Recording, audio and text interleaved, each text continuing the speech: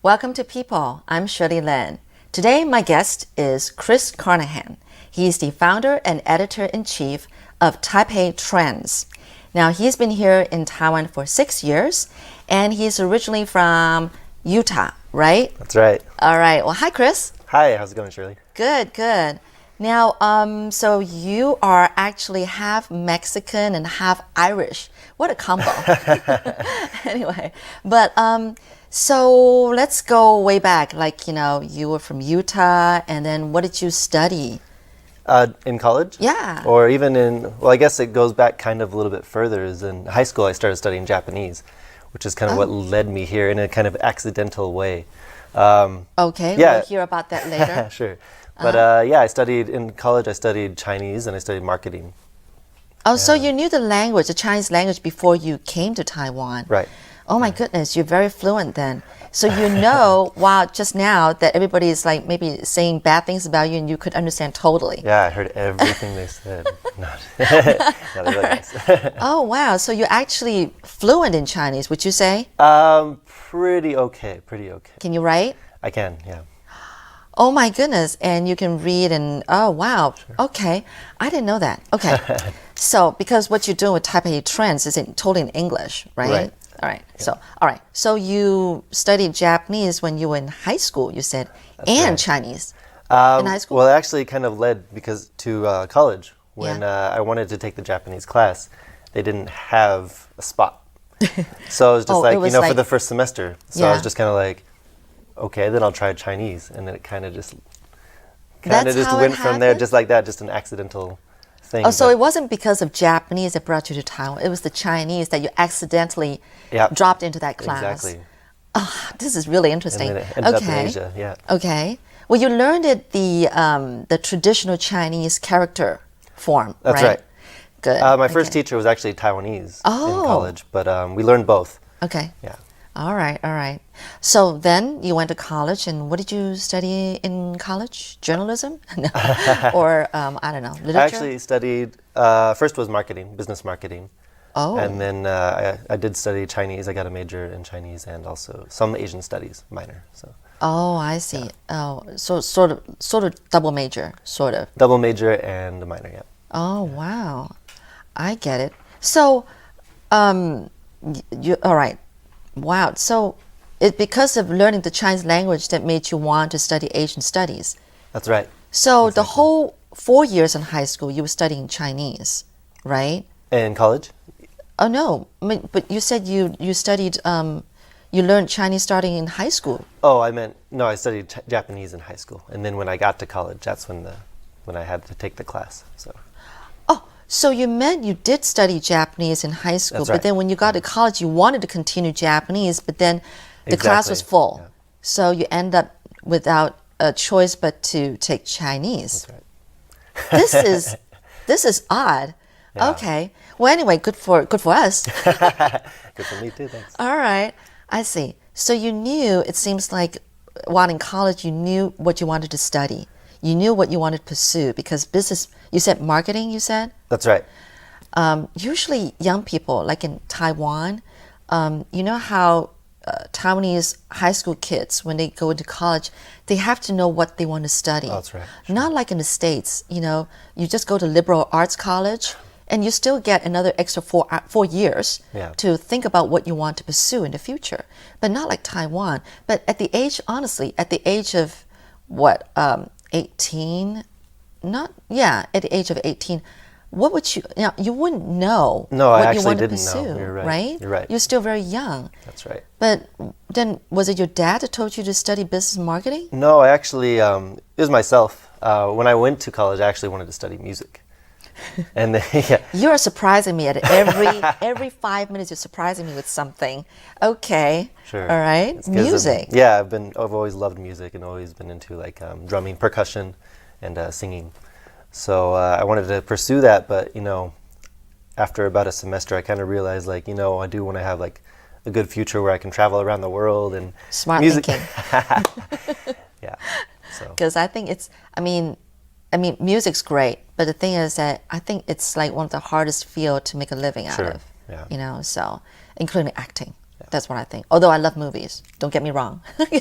But all right, so you actually wanted to study music in the beginning. So did you form a band when you were in high school? We did. You did? Yeah. Were you the band leader? I was, yeah, that's right. You were? I was the singer. And, what was the name of the band? I don't even remember. I don't. Serious? Yeah. Or you're just too ashamed to say what the name was? No, I actually don't remember. It's been quite a while now. Okay. Yeah. So how long was the band around? You guys... We played together, so we had two bands. The first one played together for about, I guess, 6 months. So it wasn't a long time, yeah. Okay. And then experimental. Yeah, exactly. Right. Exactly. And then after that, about the same, I guess, for the other band. So. Okay, sorry that I laughed, but but it's always good to give everything a try, right? Sure. Yeah. So that you don't regret for the rest of your life that you never formed a band, that's right. That you never sang, you never played music. Mm-hmm. Good. I actually even started one in Taiwan when I first came back. You did? Yeah, but again, it didn't work out. But it was fun. We had a lot of fun. Really? Yeah. So you found some band members who were Taiwanese? Taiwanese, yeah. Okay. And you were still the lead vocalist in all of these bands. Yeah. So you can really sing. Well, one day I should make you sing, maybe later. Oh, this is really amazing. So percussion. Did you learn any other instruments though? I did. Guitar?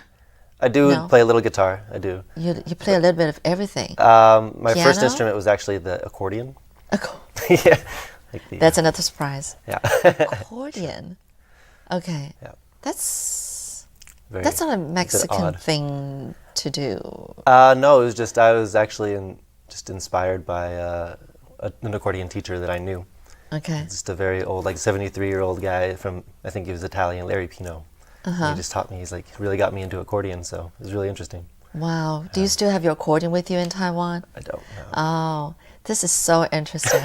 Okay, people either start with piano, guitar, but you accordion. Yeah, that's right. All right. Well, that is really neat. You're a very interesting person. You've got an interesting background. Okay, so after college, what did you do? The first thing I did after college was go to Shanghai to work. Right away? Right away. To a Chinese-speaking country? Right. City. Okay, Shanghai. What were you doing there? I was doing marketing.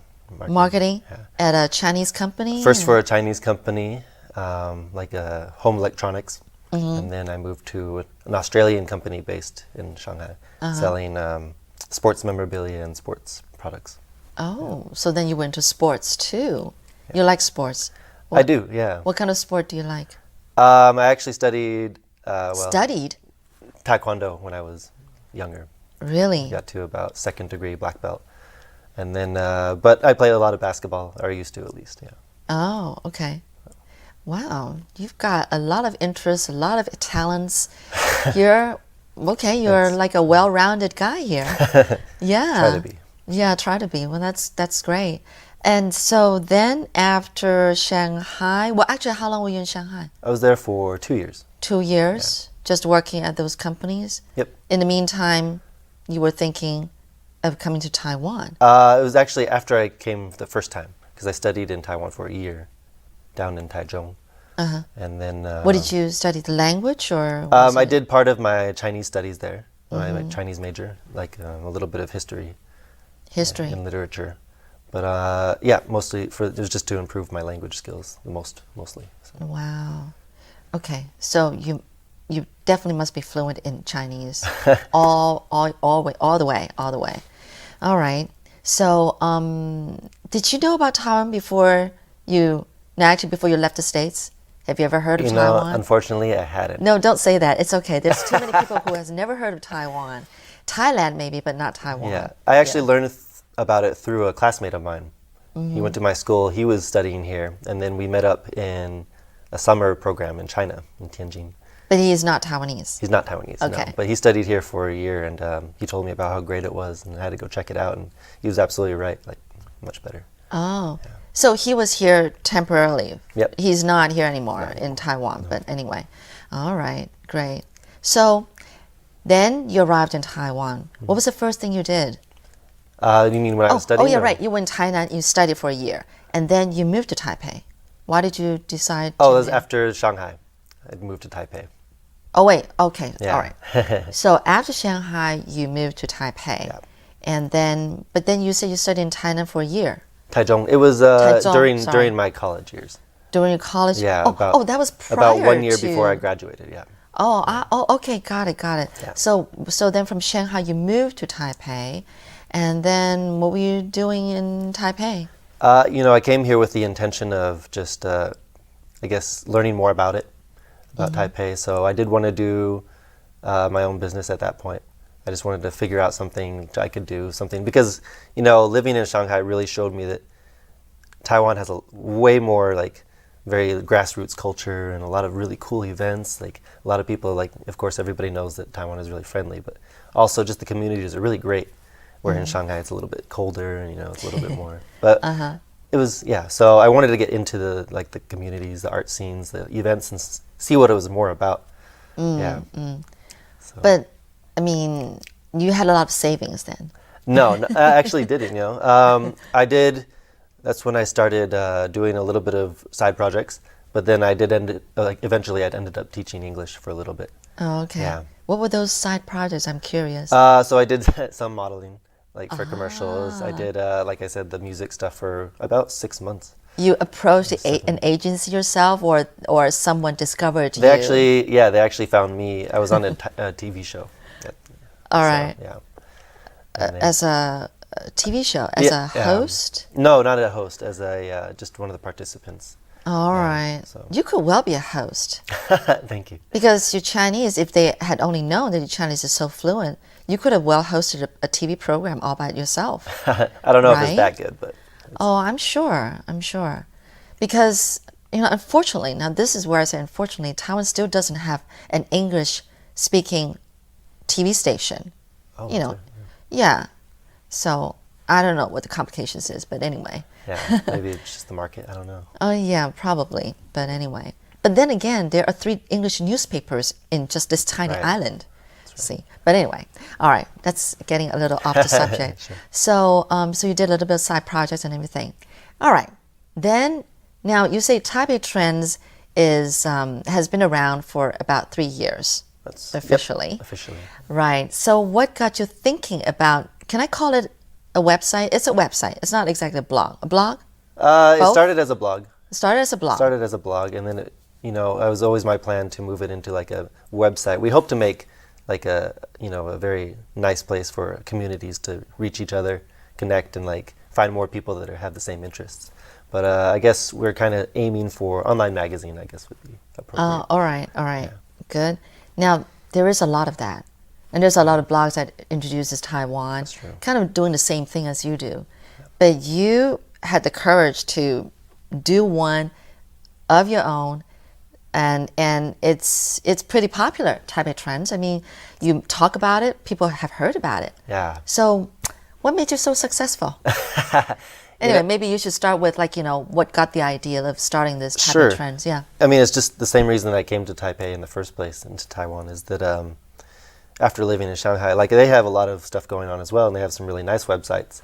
And I figured, my first experience in Taiwan was that there's a lot of stuff going on, but it's hard to connect some of the times. And this is before Facebook, of course.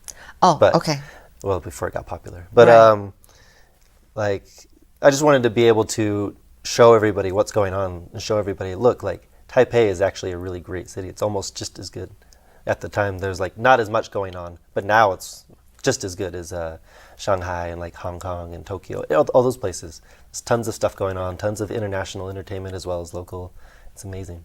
Yeah. And I just wanted to show, like people that are living here, and also people in the Asia and also just around the world that come to Taipei. It's really cool. Yeah. So you had to do a lot of traveling around to start this. Yeah. So you did. Yeah. Like on a bike or something? Or, I mean, what was the very first topic that you covered on Taipei Trends, though? Was it really like other sightseeing spots, or? The very first topic was actually, I think it was a review of a cafe. Review of a cafe. Yeah. We've got tons of that here in Taipei, and it's still growing. And they're also thematic, They've got their own themes, and they're unique in its own. Right. Yeah, you can never, it's a never-ending trip if that is, someone's interest is to check out all the different cafes all over Taipei. Yeah, Taipei was actually voted like one of the best cities in the world for coffee and for cafes. So. Right. Yeah. Was it by CNN? I believe it was. Thank you, CNN. Okay. All right. All right. So cafes, huh? Yeah. So, what was one that's like most memorable to you? Probably. You don't have to say the name, but maybe like what was special about this particular cafe? Oh, yeah. There's this one place in the Guting area. Okay. It's a very small cafe, and it started off as a haircutting salon. But really? And they still do haircutting there, but it's very cool. It's kind of like 1920s style decor. Yeah. And like very nice soft jazz playing in the background, very quiet. But you're talking about Taiwanese 20s. Yeah. I guess Taiwanese and a little bit like maybe Shanghai 20s, kind of like that feel. Yeah. Okay. And they have premium coffee. It's like really good. They get some of it locally, some of it from overseas, but it's a really cool atmosphere, really nice. But you're saying that they still do haircuts there? They still do haircuts. They have one chair, and they do haircuts there. Yeah.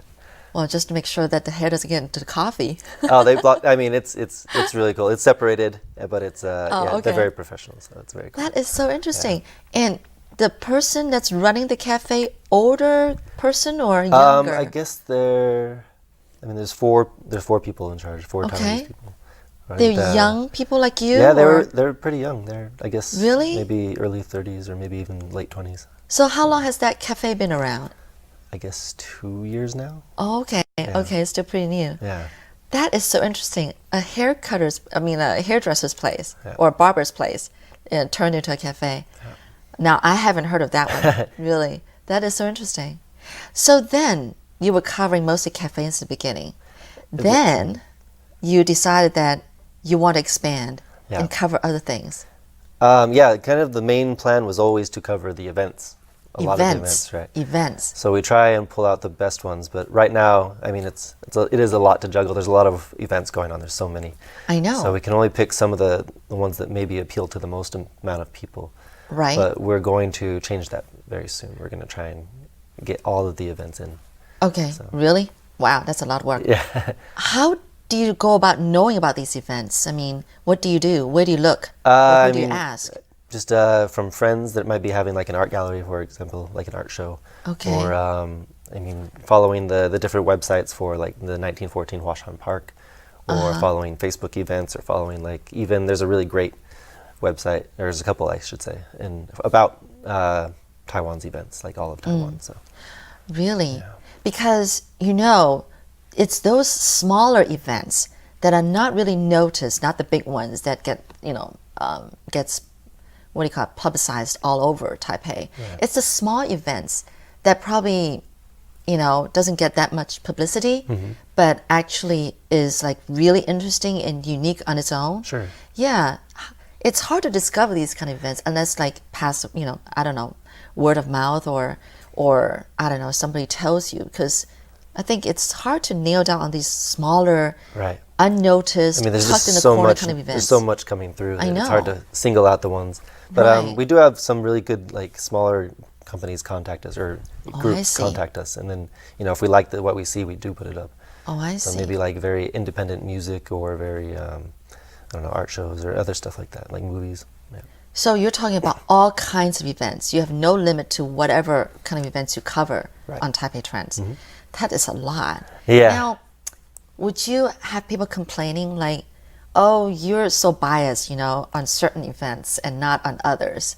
Do you get those kind of complaints or comments occasionally? I'm just curious. We haven't yet, but that's something I've thought about myself, actually, to be honest. Okay, good. Is that, it's hard. We can only cover so much. We don't have a huge team, so we are trying to make it easier for all the smaller events to add their own posts to our site.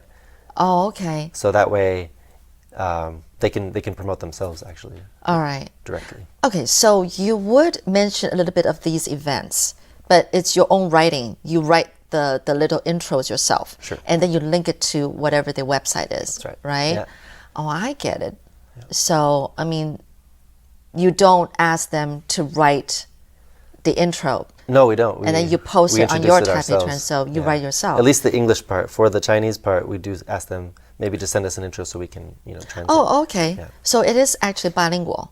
It is. The site is built for bilingual, but I mean, built for bilingual. The events are mostly all in bilingual, but yeah, the articles, it's a little bit hard. We're working on getting translated right now. All right, all right. Now I know that you also introduced like dining, so restaurants.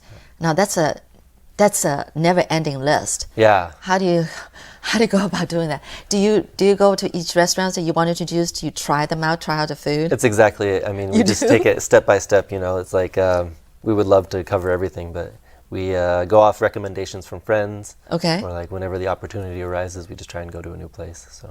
So you do try it out. Yeah.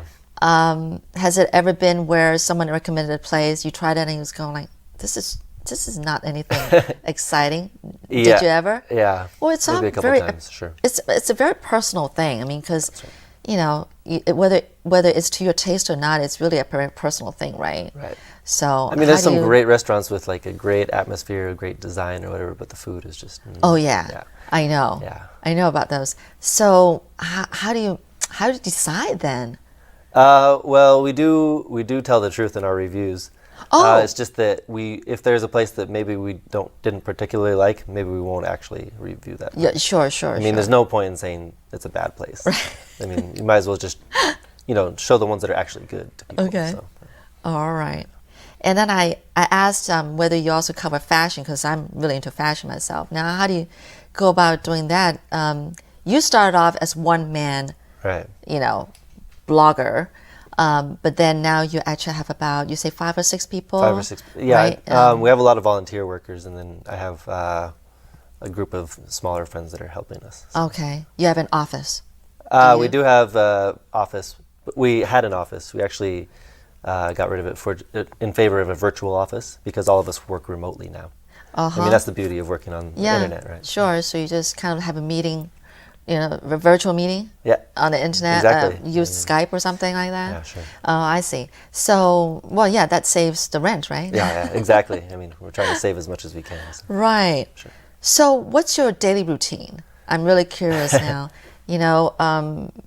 Do you send these people off to check out certain spots or something like that? And do you do interviews with people? We do some interviews. This is a lot of work. Yeah. Yeah. I don't know, see how you handle all this. Yeah.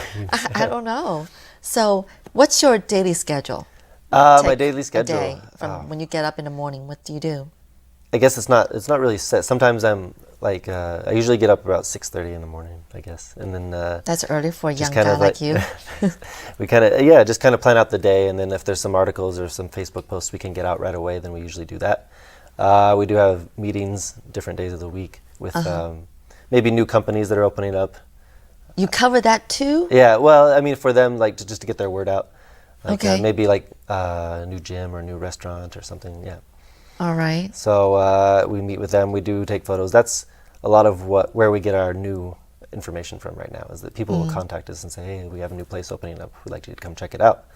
So yeah, we go in and we do a lot of that. We take the photos. We do everything. So. Right. So Taipei Trends has been 3 years in the running. And I'm sure in the beginning you were like scrambling for things to write about and approaching people, please, can I write about you? But from till now, it's all the people there approaching you and say, can you please do a post about me, about this, about that, right? Your popularity of Taipei Trends in you has gotten to that point where now people come to you and say, can you please, do me in your on your website? Sure, it has grown a lot significantly, but there's still a couple of places we have to go. We're like, oh, we'd really want to interview, like we really want to check out your place and put it online. And sometimes they're already so busy, they're just like, oh, sorry, we can't do that. But yeah, definitely, there's a lot of places that have contacted us recently. So, is there any particular field that is your favorite covering on Taipei Trends? Just wondering. Yeah. My favorite is probably the The recreational stuff. The music. Recreational? But the recreational stuff. There's actually a lot of really cool things going on right now. Like, what are you talking about? So, I mean, like, for example, like, there's the hang gliding stuff. There's always hang gliding, and there's, like, a lot of windsurfing or the beach trips. But and there's hot air balloon now. Yeah, hot air balloons. There's also a lot of, like, longboarders. I don't know that. Like, kind of like a skateboard, but the long one. And, like, there's a lot of groups doing that.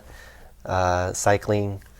Even like scootering around the island, stuff like that. Yeah. So you've tried all these sports that you just mentioned? Trying to get up to all of them, yeah. Oh, wow. Good. Okay. Yeah.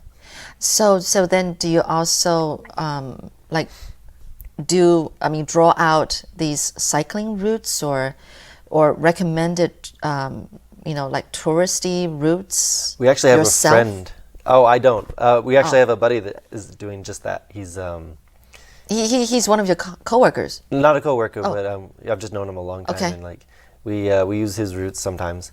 And they have a whole group of cyclists that like they draw out their own maps and like they want to eventually take people around and do cycling tours. Well, you're a great help to all these people who are like wanting to get publicity for the event or their routes or their recommendations or their art or whatever. So this you're like you're a saint to everybody who wants to start up something or who really wants to to be known by what they're good at. So that is really great, and I'm sure you get to meet a lot of friends while doing this. Yeah, right. Met a lot of great people. Yeah, you know that there are some platforms where I think there are a lot of young people who are startup business entrepreneurs, but in order to get to meet people and get to know each other, and then maybe getting some help or getting some advice or maybe getting some cooperation together. There are a lot of these platforms where these young people come together, these young business startup people come together and socialize. Yep. Yeah, and so I guess you go to these kind of platforms to meet people? Sure. I mean, we do go to quite a few events, like networking events or... networking. Yeah, networking events. Or just even, like I said, like even the music festivals or something, you're always bound to run into somebody that you have something in common with. So it's really fun, yeah. It's going out there and meeting festivals. People. Yeah. Yes, Taipei is popular for our music festivals, especially during the summer. Yeah. There are a couple of them. Ho Haiyan, there's the Fulong, Formose. Is that still around? Formose, yeah, I believe it's still here. And then there's something about rock. The one in Fulong, is that right? Yeah. The Fulong is the place that's popular for all these music, festivals. So that is great. So I guess you travel around quite a bit all over the island to make your website rich and colorful and, Sure. full of information. I mean, we do try to put content from all around, but our main focus right now, at least, is Taipei, just because there's so much. Yeah, I was just going to say it's Taipei Trends, so you really just cover Taipei, but that's already a lot to cover, right? it's a lot. Oh, that's But I mean, true. if there is a big event, we do cover like the Hot Air Balloon Festival or the Lantern Festival and stuff like that. Yeah. So eventually, are you going to be changing the name to Taiwan Trends? We'll see. All right. Yeah. Well, one last question I want to ask you. Now, because you're a foreigner in Taiwan, and if one day you were to leave Taiwan, what do you think would be that one sound you're going to miss that's typically Taiwan? It's actually, you know what it is? It's because when I first moved here, I lived in Yonghe for a bit. And I don't know if this happens in Taipei as much, but it's actually the community PA that comes on, like the... kind of like, just what we heard earlier is kind of like I guess that. What kind of... The community, just where they talk about things that are going on in the local community and like, I don't know who does it or why they do it, but it's like, I can never actually hear it clearly. It's always through a building, but I love the idea of like there's like just informing the local community of what's going on. Everybody's kind of connected like that. Really? Yeah. That's interesting. Does it get a little noisy? It does, but it's kind of But nice. you miss it. Very old school, and yeah, I would miss that. Yeah. Oh, you like noise. Now, I'm not going to be able to ask you to reproduce that sound, but I get it. So it's in Mandarin. Maybe you could go like, yeah, it is in Mandarin. It's in Mandarin. I it thought always maybe starts it's off with like the tones, right? It's like dun dun dun dun. And it's like bong bong or whatever. And then I can never hear the rest. It's like yeah, it's just like that. So. You're right. It's not very clear. Not the best PA system, right? Yeah. Sure. Okay. Well, great. Thank you so much, Chris. Thank you for bringing Taipei trends to Taiwan, to the Taiwanese people, and to foreigners who like Taiwan. And actually, people abroad gets to see your information too, right? Sure, yeah, quite a few. And has people told you how, because of Taipei trends, that they decided to move to Taiwan? I don't know about move. I know that people that have moved here actually have checked out the site before coming. Okay. Or people that travel. So right, terrific. Thank you, Chris. Yeah, thank you. That was a lot of fun. Thank you. And keep doing a good job, because I know this is a great website for people who really want to learn about it. Oh, by the way, why don't you say the name of the website just for our listeners? Yeah. So it's Taipei Trends, and you can also find us on Facebook. Yeah, Taipei Trends. It's one word, right? Taipei Trends, yeah. Right. .com.tw. Right. .com.tw. Don't forget the TW. Right. All right. Thanks, Chris. Thank you. Okay. Thank you for watching, people. I'm Shirley Lin.